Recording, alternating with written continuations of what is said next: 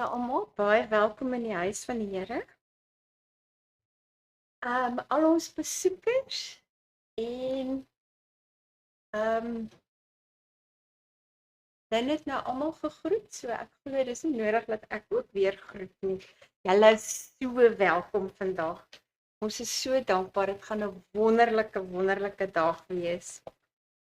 Sluit net vir ons die oë asseblief.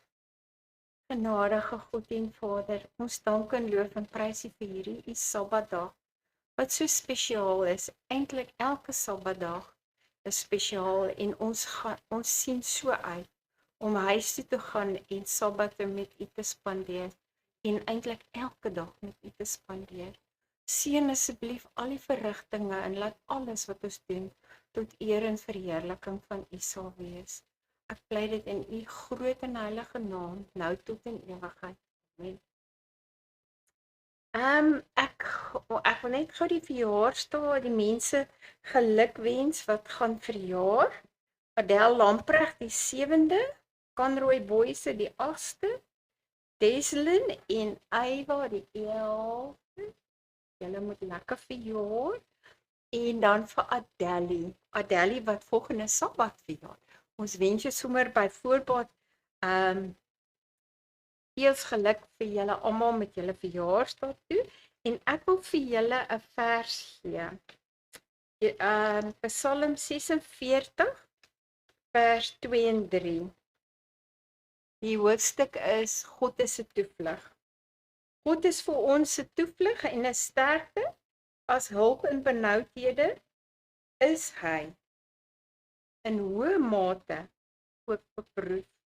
Daarom sal ons nie vrees, al waggel die aarde en al wankel die berge weg in die hart van die see. So moenie vrees nie, God is nog steeds in beheer en hy is ons toevlug. En ons gaan nou luister na die sendingverhaal.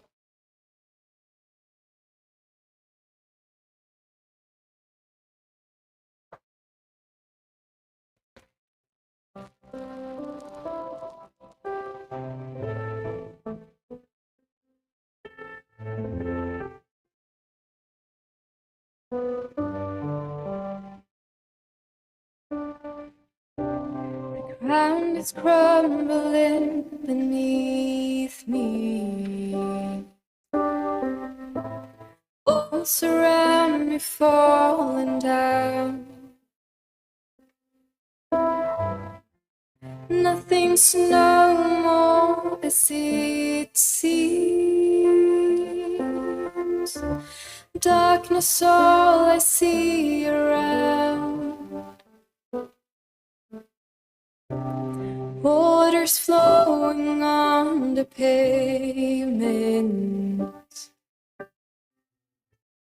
Houses going with the stream. The atmosphere is full of sorrow.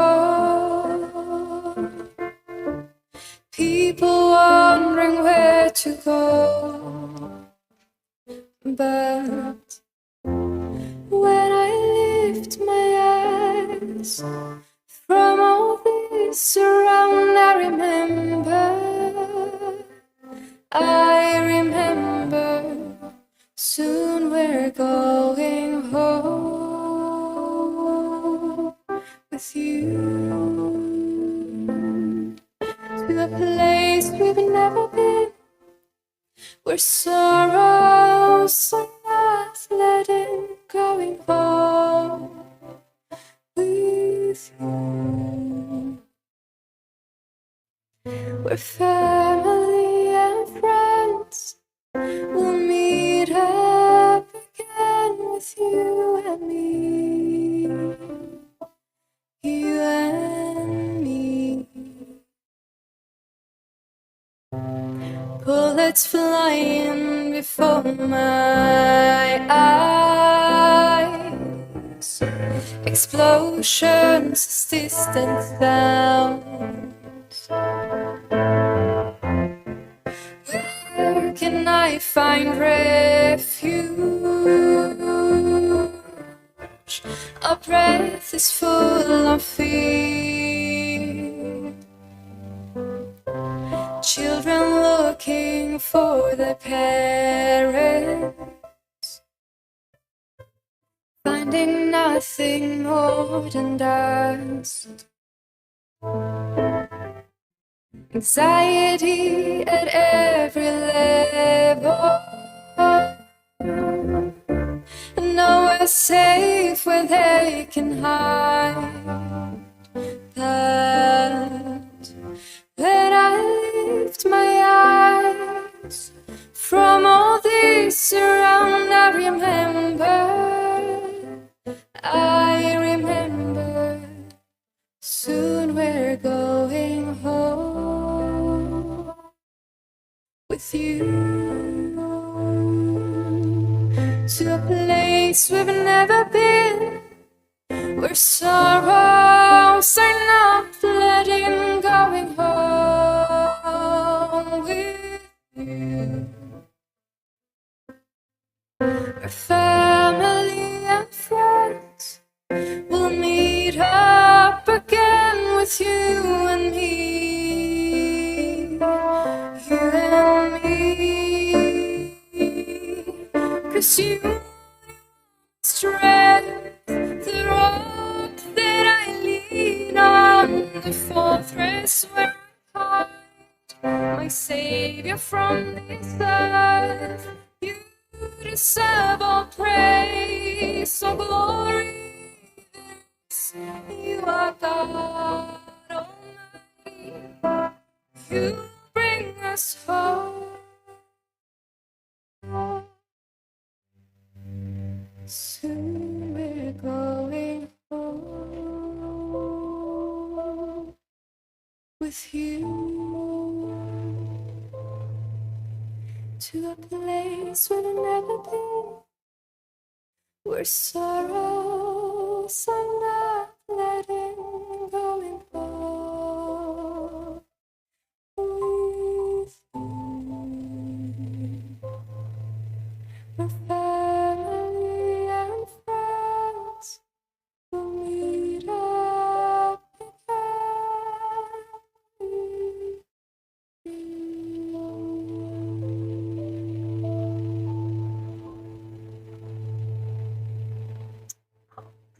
Amen, wat 'n vooruitsig. Ek wil vir ons lees uit Jesaja 6. As julle julle Bybels oopmaak, so Jesaja 6 vers 1 tot 10.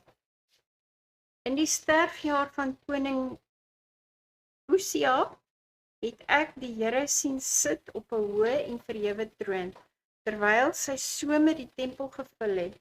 Serafs het bo hom gestaan, elkeen het 6 vlerke gehad. Met 2 het hy sy aangesig bedek, met 2 het hy sy voete bedek, met 2 het hy gevlieg. En die een het die ander toegeroep en gesê: Heilig, heilig, heilig is die Here van die leerskare. Die hele aarde is van sy heerlikheid vol. En die drempelposte het gebewe van die geluid van die roepers, en die huis het vol rook geword. Toe het ek gesê: Wee my, ek is verlore, want ek is 'n man onrein van lippe en woon onder 'n volk wat onrein van lippe is. Want my oë het die koning, die Here van die leerskare gesien. Maar een van die serafs het na my toe gevlieg met 'n gloeiende kool in sy hand, wat hy met 'n tang van die altaar afgeneem het, en my mond daarmee aangeraak het en gesê: Kyk, dit het jou lippe aangeraak, en jou skuld is weg, en jou sonde versoen. Daarop hoor ek die stem van die Here wat sê: Wie sal ek stuur? En wie sal vir ons gaan? Toe antwoord ek: Hier is ek, stuur my. En hy het gespreek: Gaan sê aan hierdie volk: Hoor altyd deur, maar verstaan nie, en sien altyd deur, maar bemerk nie. Maak die hart van hierdie volk vet, en maak hulle ore swaar, en bestryk hulle oë, sodat hulle nie sal sien met hul oë en met hulle ore nie hoor, en hulle hart nie verstaan, en hulle nie bekeer en gesond word nie. En Jesaja was die profeet wat dit ervaar het en gesien het.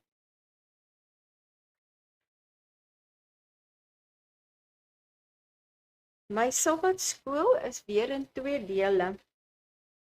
Die eerste een is supersize it. Maak dit 'n supergrootte. In Amerika werk dit so. Nadat jy 'n kosbestelling geplaas het en dis by bekende Amerikaanse restaurante, dan vra die kassiere, "Would you like to supersize it?" Eintlik wat hulle vra is of die kliënte meer wil hê as dit wat hulle reeds het of gekry het. Op dieselfde manier wanneer ons in God se teenwoordigheid kom, glo ek hy vra ons, "Would you like to enlarge your understanding of me today? Would you like to supersize it?" Jesaja het een so ondervinding met God gehad. Deur 'n pynlike voorval in sy lewe het Jesaja die Here gesien, high and lifted up. Dit is in vers 6, Jesaja 6 vers 1.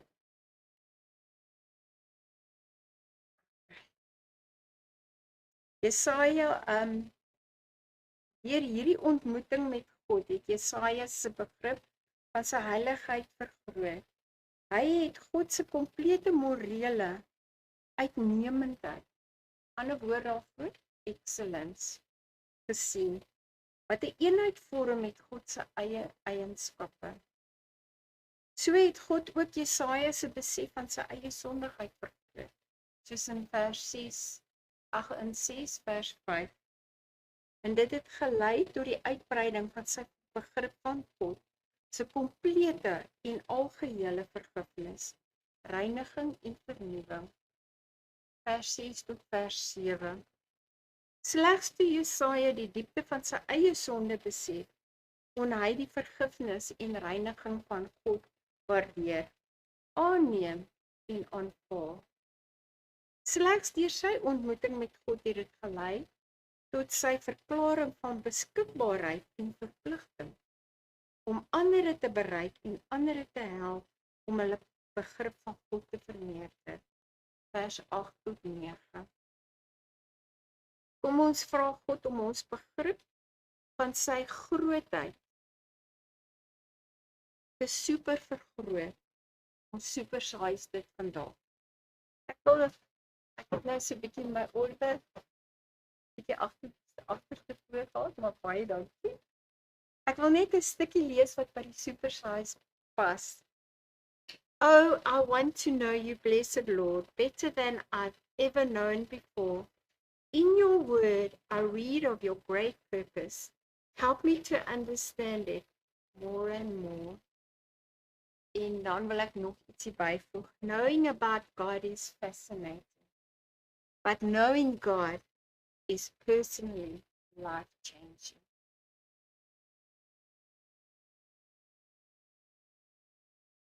Ek wil ons 'n stuk lees uit Matteus 18 vers 1 tot 5. Dit gaan oor die vernaamste koninkryk van die hemele. In daardie uur het die disippels na Jesus gekom en gesê, "Wie is tog die grootste in die koninkryk van die hemele?" Toe roep Jesus 'n kindjie na hom en laat hom in hulle midde staan. En hy sê, "Voorwaar, ek sê vir julle, as julle nie verander en soos kindertjies word nie, sal julle nooit in die koninkryk van die hemele ingaan. Elkeen wat homself verneder, soos hierdie kindjie, hy is die grootste in die koninkryk van die hemele. En elkeen wat een van sulke kindertjies in my naam ontvang, ontvang my." My tweede gedeelte gaan oor geloof soos 'n kind. Faith like a child. Ek het hoor vertel, dis nou 'n storie wat oor vertel is. Ek het hoor vertel van Mike, wat gepraat het oor sy verhouding met sy 2 vaders. Maar julle kan julle seker indink watter 2 vaders hy van praat. Een wat hom groot gemaak het, en dan sy vader in die hemel. Hy beskryf sy kinderdae, sy vertroue teenoor sy aardse vader, as eenvoudig en ongekompliseerd. Toe, hoe hy verwag het dat sy pa stukke nog goed sou herstel en regmaak en ook om vir hom advies en raad te gee. Hy was bang om sy pa teleur te stel of kwaad te maak, maar het dan ook gereeld vergeet dat sy aardse pa liefde en vergifnis ook altyd gevolg het. Mike het vertel hoe dat hy 'n paar jaar tevore gemors van dinge gemaak het. Maak ons nie altyd ook 'n gemors van dinge nie. En sodoende 'n klomp mense seer gemaak het. Maar omdat hy so skuldig gevoel het, het hy 'n gelukkige en 'n eenvoudige verhouding met sy hemelse Vader beëindig. Hy het vergeet dat hy na hom toe kan gaan en hom vra om reg te maak wat hy gebreek het en ook dat hy hom raad kon vra. Jare het verbygegaan en eventueel het Mike desperaat vir God geword. He got desperate for God. Maar steeds gewonder wat om te doen. Daarop ons nie ook altyd in daai slaghuis te doen. Sy predikant het eendag vir hom, eenvoudig vir hom gesê, sê jy's jammer aan God, en bedoel dit.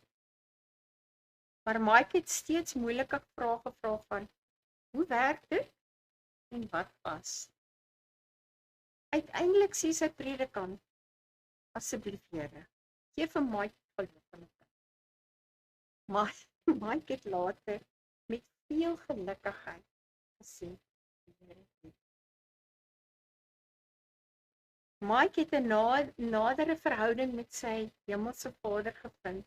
Die sleutel vir hom en ons is om 'n eenvoudige en ongekompliseerde geloof van 'n kind te hê. Have you noticed that the childlike faith of a little girl or boy has so often shown to the older folks how to know salvation's joy? Voel net dit goed. Sluit ons die oë asseblief. Help ons, o Here, om U persoonlik te leer ken en gee aan ons die eenvoudige geloof in 'n kind. Faith shines brightest in a childlike heart. Dan kom by ons lesstudie vanoggend. Ek sou baie graag self daar in die bank wou gesit het en na almal van u geluister het. Dan dink ek sou ek weggestap het met 'n seën en u sou die las gedra het vir my. Maar kom ons bid net voor ons begin. Ons dierbare Hemelse Vader, baie dankie vir die wonderlike voorreg wat ons het om hier te wees. Dankie Here dat U reeds vanoggend vroeg gewag het sodat U kinders na U huis toe moes kom. Ek bid Here dat U elkeen van ons sal aanraak vanoggend met hande van liefde. Ons sal rig volgens U wil en U weg, want ons bid dit in Jesus se naam. Amen.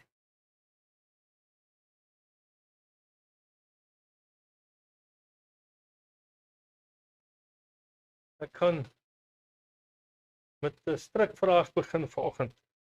Ek hou nie daarvan nie, maar vanoggend voel ek my die vryheid om 'n strikvraag te vra. Jy kan antwoord as jy wil. Dat God in Christus. Die vraag is jy volmaak in Christus?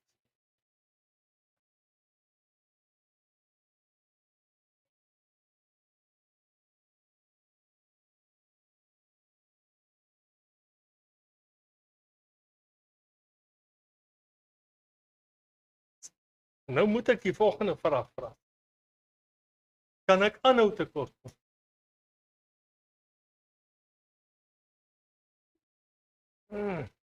Moeilik, né? Moeilik. Want as ek sê ek is volmaak in Christus, waarom doen ek verkeerde dinge? En dan sê ons, ja, maar Christus is my volmaaktheid. Beteken dit dat ek kan bly soos ek is?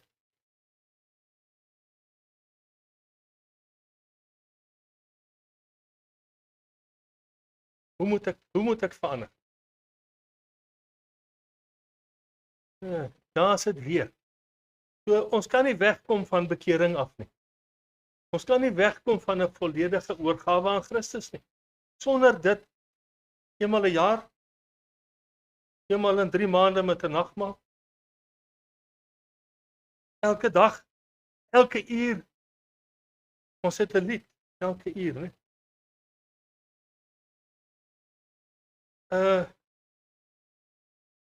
Waarom lyk dit dan nie, as ek na myself in my lewensspieël kyk, waarom lyk dit nie asof ek elke uur met God wandel nie?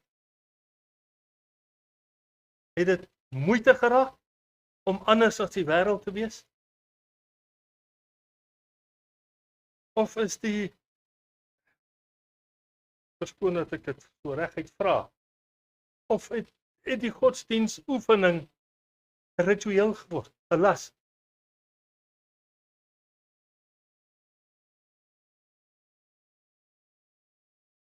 Wow. Christus red jou, nie godsdiens. Suster. Oomblik wanneer jy en ek sê, nee, kom ek begin eers op 'n ander man. Ek gaan nou vir jou kom, suster. Iemand het eendag vir my gesê, weet jy broer, ons praat so baie van bekering en oorgawe. En ons praat so baie van foute. Ja, ons het foute. En hy sê vir my, weet jy nou op hierdie stadium, is ek die eerste een wat sal erken dat ek vol foute is, maar ek maak nie meer foute. Dis wat hy my gesê het. En net deur dit kan ek sê, voel my nou is jy besig om gruisam te sondig. Want nou sê jy jouself, ek maak geen foute meer nie, ek is heilig. Is dit maklik om te erken dat ek foute het?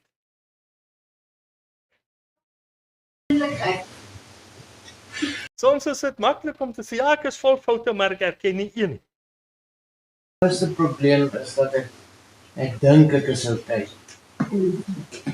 Ek dink ek is okay. Alright, goed, dit klink vir my.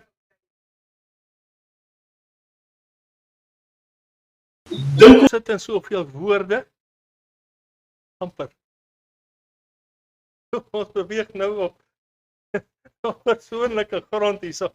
Maar dis presies wat ons lewenswyse sê, is dit nie? My persoonlike lewe, as ek dit op die tafel voor die Here neergooi, kan hy definitief en beslis vir my sê, jy het hartoortplanting nodig. En hy gaan ook vir my sê, maar van hierdie tafel af, gaan jy as 'n afhanklike opstaan. Jy gaan nooit weer sonder my kan lewe nie. Jy gaan nooit weer sonder die bloed wat ek jou gee kan lewe nie. Is ons bereid om daardie afhanklikheid te aanvaar?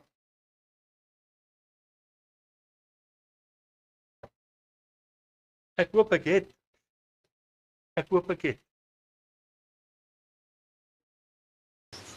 But in Engels, die titel is There's a fountain flowing from Emmanuel's vein. So if I use the analogy of dialysis, I believe we should all be on spiritual dialysis, tapped into Emmanuel's veins. And that is how the Christian life is supposed to be lived, not oh well, to a point I need Christ and he's merely a means, and then I'm on my own. And there's a lot of people with a perfectionist theology, last generation theology, that have this kind of false concept where there's just not this constant dependence on Jesus Christ all the way to the very end. While his role as mediator ceases, not for 1 minute will we ever be independent of Jesus Christ in one form or another. One role, because it says there in Colossians, all things consist. Better said in other translations, he holds all things together. Our cells in our body, the atoms that make our bodies don't fly apart. Because why? There's a hand that holds things all together. Even in the midst of this chaos in the world, geopolitical, we're sitting here in this peace on a piece of rock going around the sun at over 100,000 kilometers per hour. We are sitting here because there is a hand that's still in control. And we are dependent on that hand always. So I will hope and pray that as we look to the future, that we will not miss our dialysis, our daily dialysis with Jesus Christ, and tap into Emmanuel's veins. Net so, baie dankie. Goed.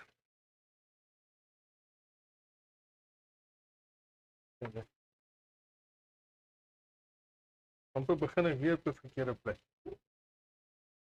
Ons het gesê volmaak in Christus. Oomblik wanneer ek Christus aangeneem het in my persoonlike lewe, wanneer ek totaal en al oorgegee het aan hom, sê Here,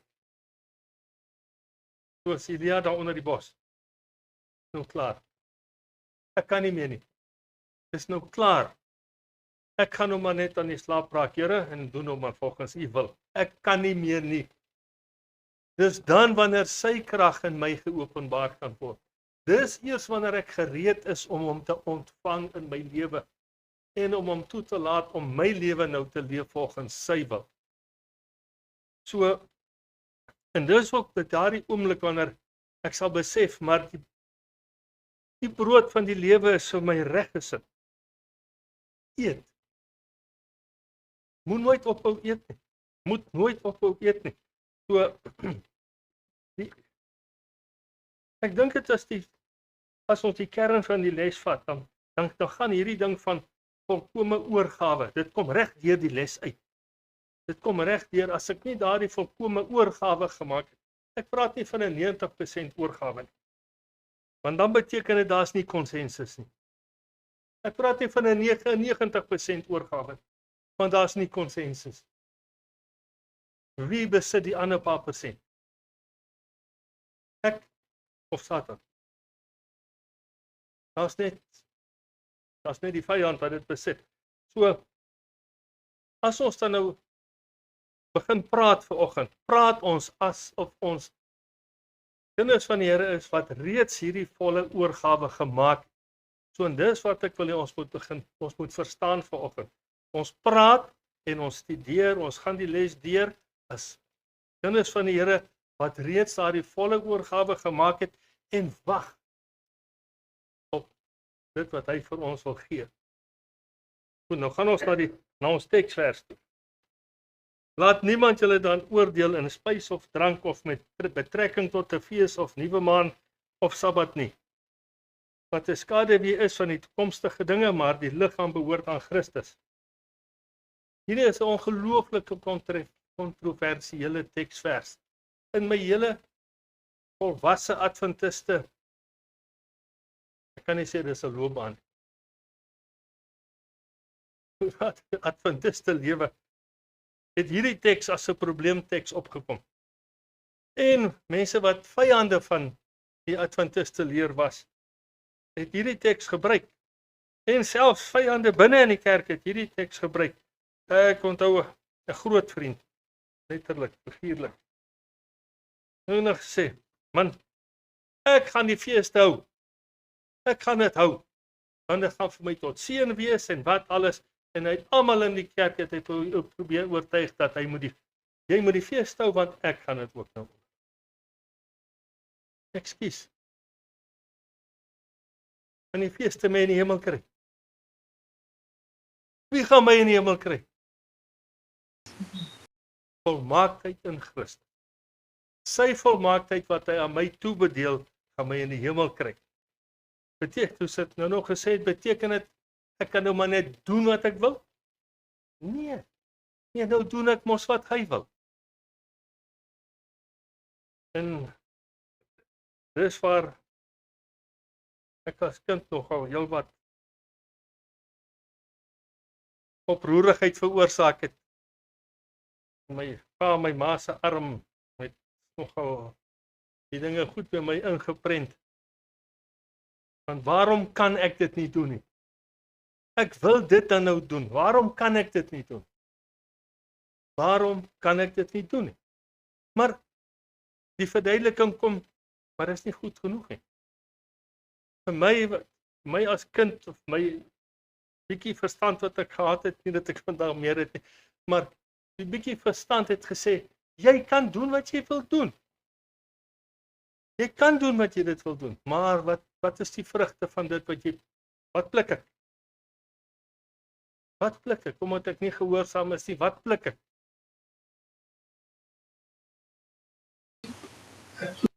Moeilikheid. En dan is ek baie moedswillig gewees. Maar net nog 'n pak slaan, hè. Ons vat dit ons soos dit kom. Vat dit net.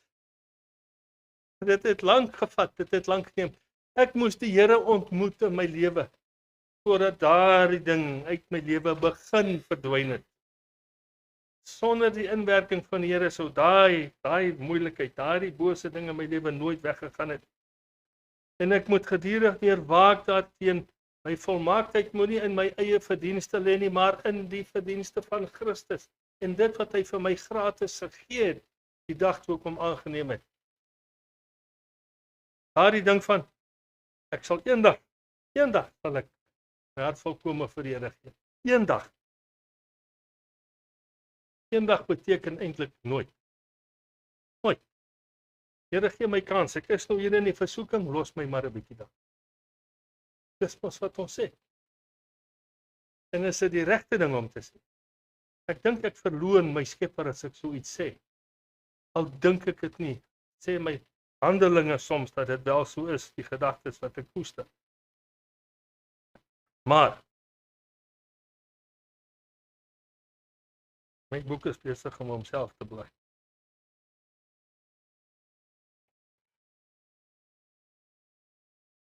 Wanneer ons praat van volmaaktheid in Christus, en ons lees hierdie teksvers, en ons as veral Sewende-dag Adventiste, ons weet presies wat die seremoniële wette was, en ons weet presies wat die morele wet van God is. Dis twee totaal verskillende dinge, maar beide was tot lering, en die seremoniële wet, met al hierdie feeste en noem ons dit, insettinge, waar het dit geëindig? Met die kruis. Daar sê ons, het mooi woorde, type het antitipe ontmoet, of is dit andersom? Ja, so daar het die dinge by mekaar gekom, en die seremoniële wet, wat al hierdie dinge voorgeskryf het, het tot 'n einde gekom. Dit is volbring. Dit moes so wees en dit het so gebeur. In Christus het dit tot vervulling gekom. So as iemand weer vir u kom sê, ja, maar ek kan enige dag hou as 'n Sabbat. Ek kan. Dan sê jy kan. My God sê nee. Doen dit soos jy wil. Miskien is jy gelukkig op die einde van die dag, maar as dit volgens God se wil is, dan sal ek die gelukkige een wees. En volgens sy genade en sy wil sal ek dit maak, want ek het vasgestaan op die woord.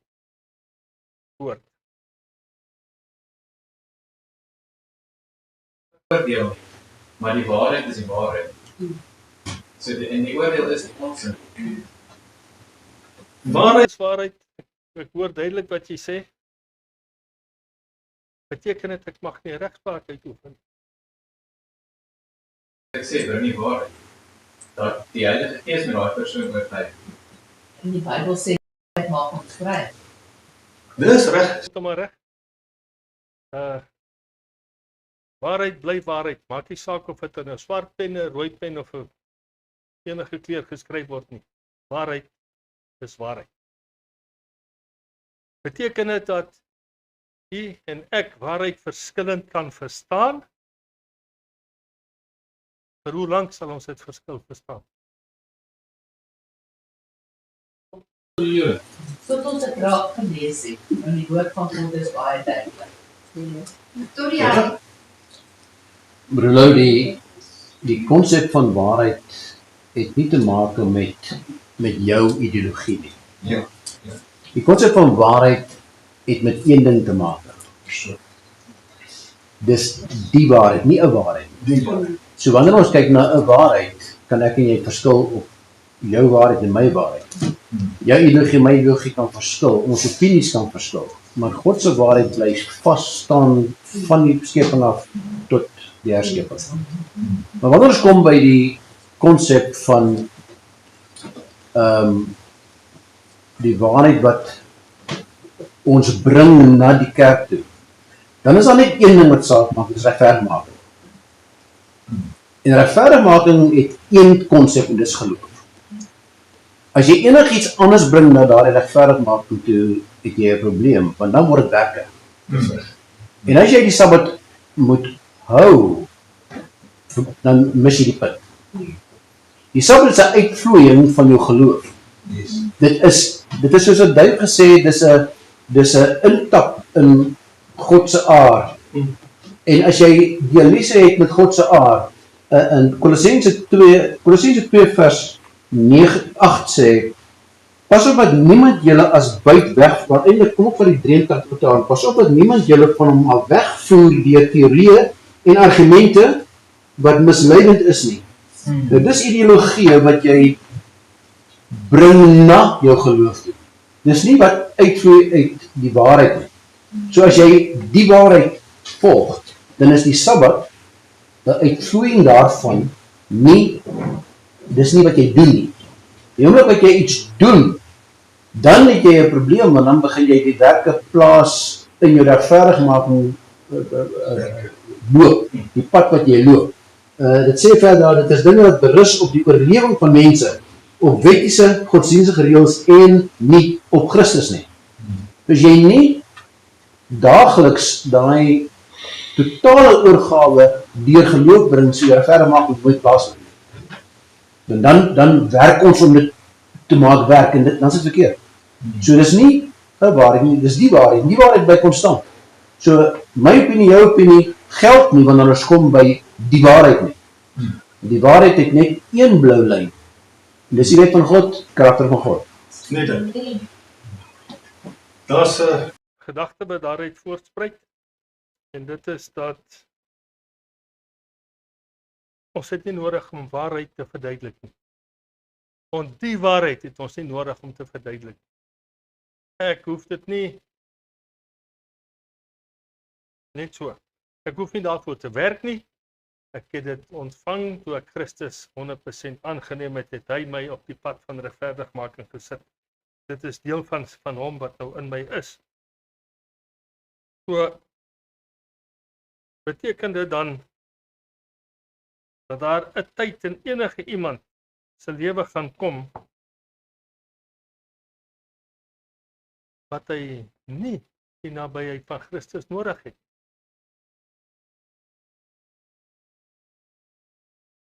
So ons het sy nabyheid nodig tot en met as ons dit in lewe maak totdat hy kom op die wolke van die hemel. Ons het hom nodig tot op daardie dag, en van daar af sal ons in ewigheid by hom wees. En dit is vir my die les gewees dat as ek Christus aangeneem het en ons bly in 'n lewendige verhouding, dan sal dit vir ewig aanhou. Hy gaan dit nie beëindig. So, kom ons leef en ons doen soos oorwinnaars in Christus, wat vir ons die regverdigheid weggebere het en vir ons daagliks daarmee toebedeel. Wat is wysheid? Wysheid. Nie kennis nie, wysheid. Iemand sê nog vir my, man, jy is wys as jy weet om kennis toe te pas. Is hoe om te weet om daardie kennis te gebruik. Daar sê nou met dieselfde ding. Wat sit nie met dit voorheen vir my gesê het nie. So dit is soos mag en krag. Dit werk op dieselfde beginsel. Ek het mag wanneer ek die krag nie gebruik nie. Dan is daar mag aan die werk. Maar wanneer ek krag gebruik om my mag te wys, is daar iets vreeslik verkeerd. Net soos ek my kennis gaan nou by jou duik, net soos ek my kennis gebruik om iemand tot oortuiging te probeer bring, is dit ek. En ons gooi Christus uit die prentjie. Ek dink wysheid moet gesien as iets wat 'n aspek van the divine. You can't speak about, I know the secular mind will not see it that way, but we are all Christians. So when we define wisdom, you cannot separate it from the divine. It's an element of the divine. Its origin is of God. He is the epitome of wisdom. Where we think we have wisdom, but it's not wisdom, and we confuse the accumulative knowledge Yes. with wisdom. And wisdom is it comes from God, and it's also closely aligned with revelation, because there are things that we know that we cannot know through observation, through the scientific methodologies. That is wisdom. So when prophets get a word from God, that is wisdom. So wisdom is also personified in the Bible, in chapter 3 of Proverbs. There you go. So we have to see that like truth is personified. So we're not talking about a lijst van feiten. Feit nummer 1, feit nummer 2. List of facts. No, dis waarheid. We speak about a person. It's personal. Wisdom is personal. It comes from God, who is a personal God. Truth is Jesus Christ, who says, I'm the way, the truth, and the life.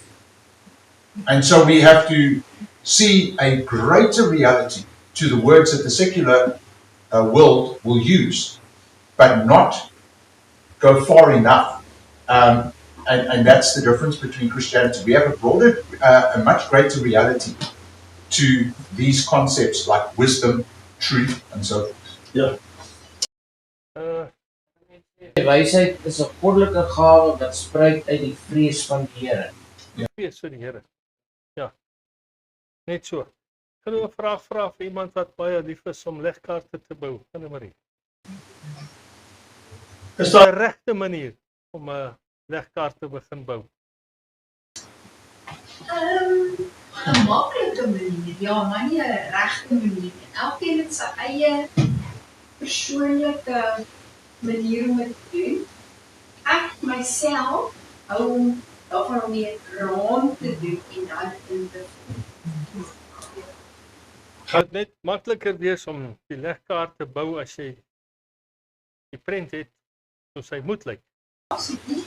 Dit kan heel wat moeilik wees as jy nie die prent het nie. Daar baie mense wat as jy daai vraag vra iewers op sosiale media, dan gaan jy 'n vreeslike argument kry. Nee man, mense het nie nodig om eers die raam te bou nie. Jy moet net begin. So elke mens het sy eie opinie.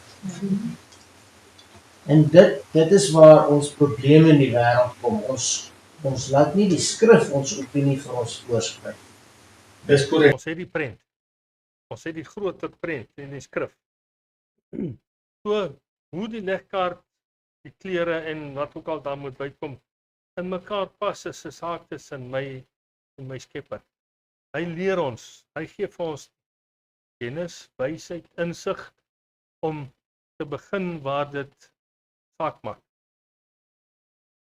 So, Marie so gesê dis dalk heel maklik om die raamwerk te begin en daarna soek jy die ander goedjies uit, maar daar's daar ook 'n vyand.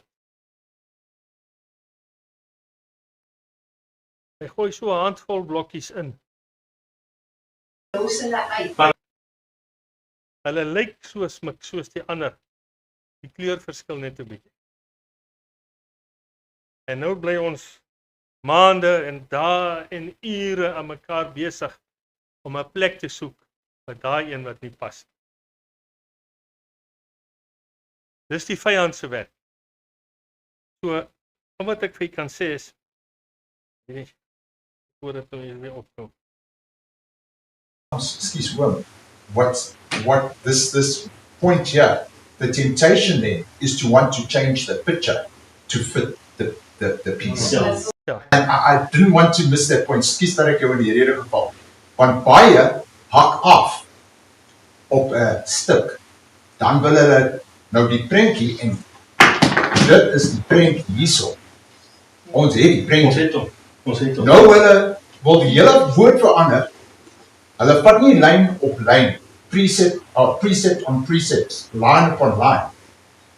Hulle gaan die hele prentjie nou verniel om hulle stukkie wat hulle sit and amper they worship this piece to the point that they are not willing to look at the picture and get the picture right.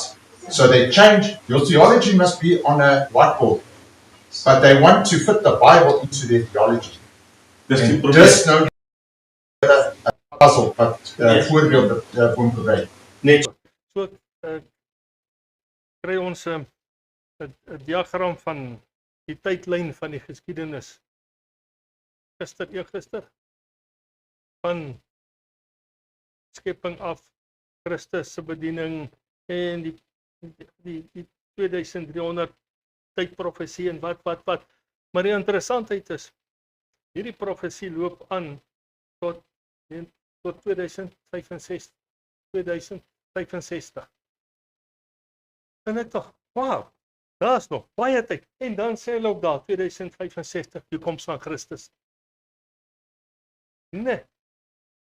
En toe dink ek maar, waar krap die mense hierdie soort van ding uit? Waar van dit pas in?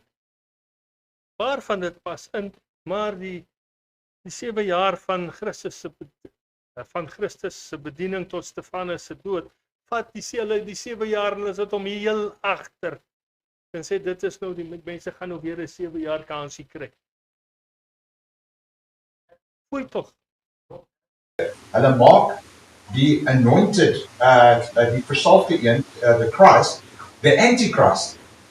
You see, alles is onderste bo. Ja. And that's how Satan works. So that week speaks about Christ being cut off. Nou praat hulle van die Antichrist. So hulle verwys daai vers aan die Antichrist. So ons neem dit kan net Jesus wees. Maar die part van die evangelicals will say that's the Antichrist. Satan has turned things upside down, called black, white, white, black, and this is the thing, ons moet so versigtig wees. En ons moet nooit dink, ek is, I'm beyond temptation. And I think that's the lesson I take from the epistle of Paul to the Colossians. Don't ever become self-conceited, prideful, and think I'm beyond temptation. Or I'm beyond deception. If you think you are beyond both those, you are really deceived. Dis klaar, dit is so.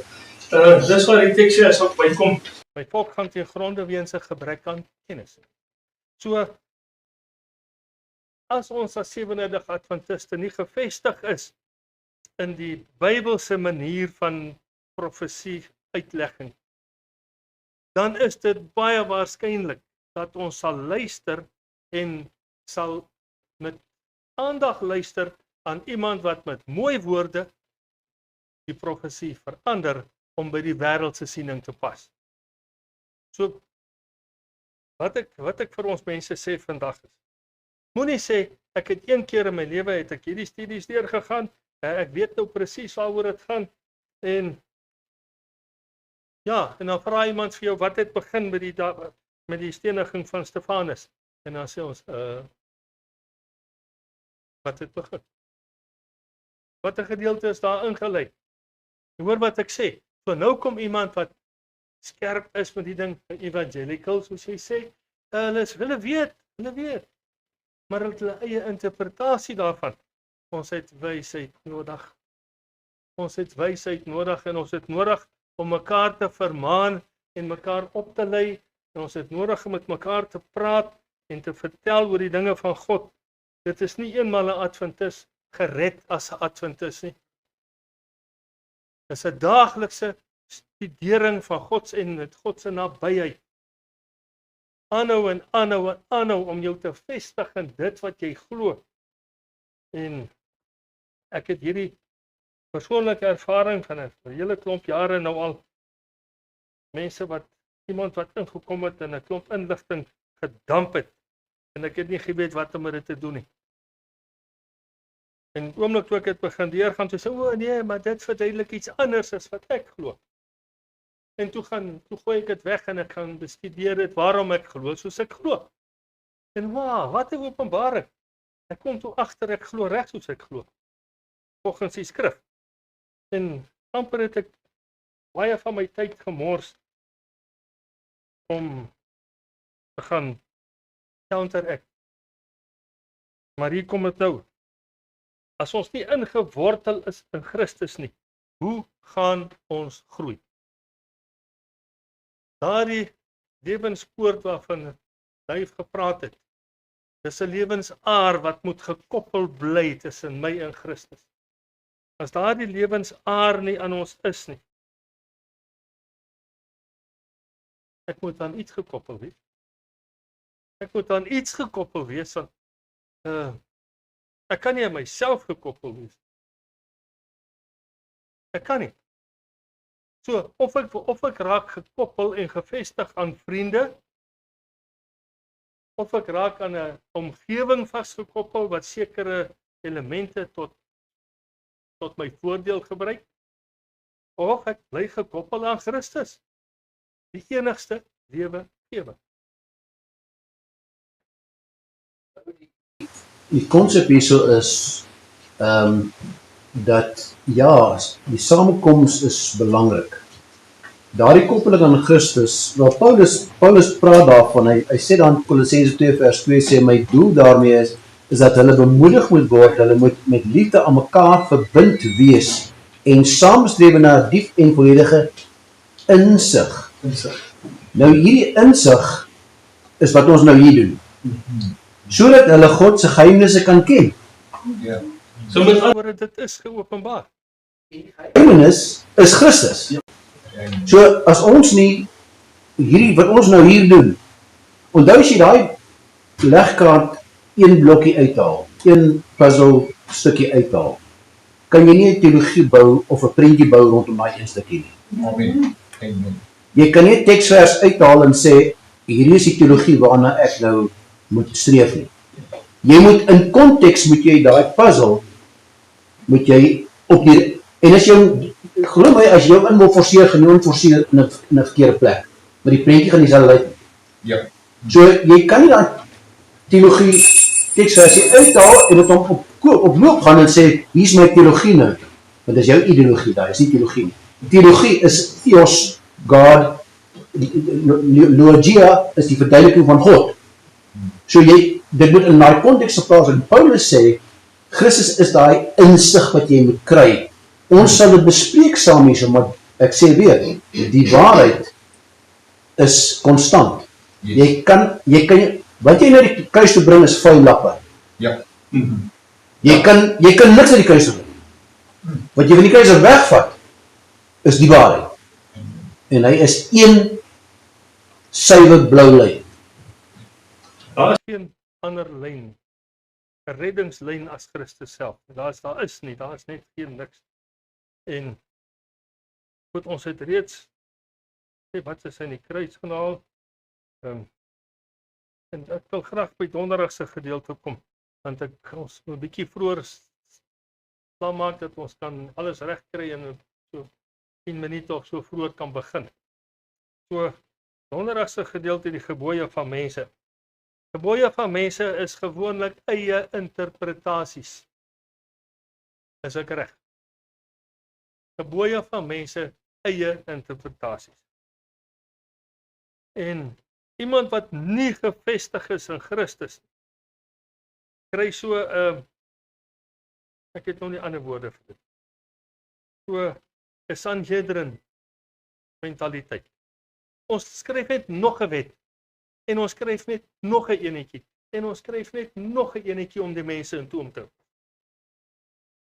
Maar as ons Christus het, dan het ons die wet van vryheid in hom, want ons is nie meer gebind nie. Ons is onder sy bloed verseël en daar is nie meer gebooie van mense wat my kan vernietig en my op die afgrondspad lei nie. Dis Christus en sy bloed en sy leerstellings en sy morele sedewet. Daar's niks anders. Niks anders nie. O ja, ons is lief daarvoor om reëls te maak en kanale te grawe, om dinge op die regte manier te laat loop. Dis seker ook nodig. 'n Ou wat in die landbou is, hy weet wat hy moet doen. Hy kan nie mos nie maar net 'n tuinslangie in die lug opsit en loop die spuit op die ander kant van die land. Ek meen dis kennis en wysheid wat moet toegepas word, maar ons kry dit van ons bron van insig en lewe af. So as iemand nie sy leerstellings uit die woord van God uit kan bewys in die groter raamwerk van hierdie legkaart nie, moenie luister nie. Moenie luister nie. Gaan toets waarheid aan waarheid. Toets Bybel aan Bybel. Toets net waarheid aan waarheid. Die gedagte is hierso. Christus is self die fontein van Bybelwaarheid, soos deur Paulus en ook al die ander Bybel-auditeure gelewer is. Daar is geen ander bron van waarheid as Christus. Kom ons hou dit in gedagte en dan afsluit met 'n gedeelte op Vrydag. En as ons nou teruggaan, dan gaan ons probeer om so 10 voor terug te wees hier binne. Dis Vrydag se gedeelte. Net soos mense in die apostelse tyd probeer het om geloof in die skrifte deur middel van die oorlewering en die filosofie te vernietig, so trag die vyand van geregtigheid in ons tyd om siele deur middel van aangename idees van hoër kritiek, evolusie, spiritisme, teosofie en panteïsme op verbode paaie te lei. Vir vele is die Bybel 'n lamp sonder olie, omdat hulle gedagtes op die gebied van spekulatiewe geloof gegee het, wat misverstand en verwarring veroorsaak. So, broer en my suster, kom ons bly by die Engelse woord clear word, né? Die suiwer woord. Bly by die suiwer woord, en omdat ek en u in hierdie kerk en in hierdie geloof behoort het, is nie toevallig dat ek en jy hier is. Die Here het gesorg dat ons hier is vandag. En ek het gekies om aan hierdie geloof te behoort. En u het gekies om aan die geloof te behoort, en dis waarom ons hier is. Mag die Here ons lei, ons op die pad hou en ons versterk en ons veilig hou totdat hy kom om ons te kom haal. Ons sluit af.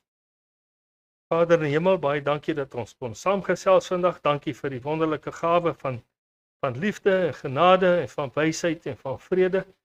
O Here Jesus Christus, ek bid vanmôre in u naam dat u elkeen van die kinders styf sal vashou.